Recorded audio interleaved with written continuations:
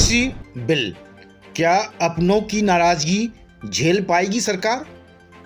RSS भी खुश नहीं, दिए सुझाव, कहा एमएसपी की गारंटी वाला नया बिल लाए सरकार। केंद्र सरकार की तरफ से भले ही 2 कृषि विधेयकों को राज्यसभा में पास करा लिया गया हो, लेकिन आने वाले दिनों में सरकार की समस्या कम होने वाली नहीं है।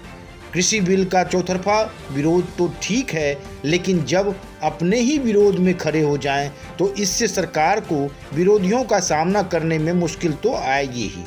लोगों में ऐसी चर्चा है कि कम से कम अपनों के विरोध के बाद सरकार को ये बिल पास नहीं कराने चाहिए थे। जिन चीज़ों को लेकर संशय था, उन पर दोबारा विचार करना चाहिए था। अब सरकार की समस्या न केवल विपक्षियों से निपटना है, बल्कि अपनों से भी निपटना है। बहुत पुरानी सहयोगी अकाली दल तो सरकार से अलग हो ही गई है, लेकिन कृषि बिल को लेकर आर्थिक क्षेत्र में काम करने वाले राष्ट्रीय स्वयंसेवक संघ के संगठन स्वदेशी जागरण मंच की तरफ से आई प्रतिक्रिया भी अहम है। स्वदेशी जागरण मंच ने कहा है कि नए कानूनों को लेकर सरकार की मंशा भले ही नेक हो, लेकिन कुछ चीज़ें ऐसी हैं जिससे विपक्ष को भ्रम फैलाने का मौका मिल रहा है।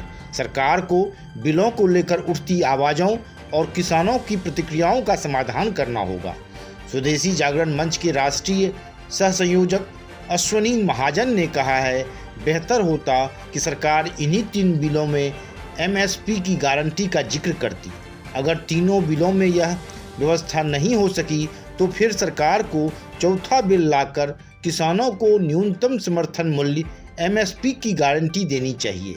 सरकार को कानून बनाकर एमएसपी से कम रेट पर खरीद को गैर कानूनी घोषित कर देना चाहिए, क्योंकि जब तक किसान का उचित मूल्य सुनिश्चित नहीं होगा, तब तक हर व्यवस्था बेमानी है। स्वदेशी जागरण मंच का मानना है कि किसानों की बार्गेनिंग पावर यानी मोल भाव करने की क्षमता बहुत कम होती है। उनकी इसी मजबूरी का फायदा बाजार उठाता है।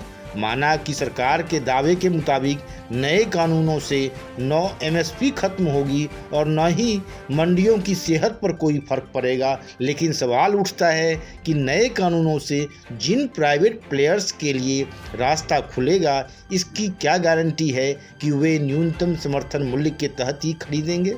अश्वनी महाजन ने कहा कि सरकार तो न्यूनतम समर्थन मूल्य देने की जिम्मेदारी निभाएगी, लेकिन ऐसा कानून होना चाहिए कि प्राइवेट खरीदारों को भी न्यूनतम समर्थन मूल्य एमएसपी पर खरीद करने की बाध्यता।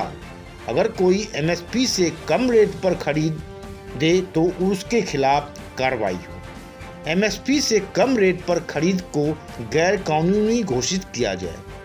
उन्होंने इस बिल के सभी पहलुओं पर बहस की मांग की है। सरकार से सभी हितधारकों की चिंताओं का उचित समाधान करने की दिशा में काम करने की भी अपील की है। अब सवाल उठता है कि क्या सरकार स्वदेशी जागरण मंच के सुझाव पर कुछ अमल करेगी, या फिर जिस तरह सरकार ने अकाली दल के विरोध को तरजीह नहीं दी थी, उसी तरह मंच के इस सुझाव को भी सरकार दरकिनार कर देगी। Bureau report, one day मैट्रम्स।